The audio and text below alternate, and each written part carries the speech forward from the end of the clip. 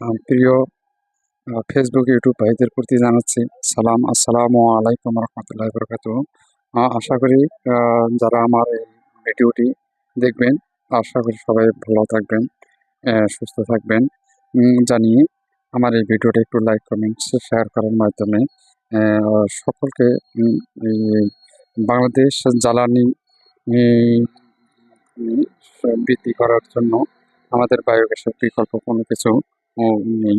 তো আপনারা যদি ২ থেকে ৩টা গরু এবং ২০০-২৫০ মুরগি বা বড় ধরনের গরুর খামার বা মুরগির খামার যদি থাকে, সেক্ষেত্রে এইরকম একটা ডোমেস্টিক এবং বা বাণিজ্যিকভাবে একটা বায়োগ্যাস প্ল্যান্ট স্থাপন করতে পারলেই উম, আপনাদের জ্বালানি সাশ্রয় করা সম্ভব।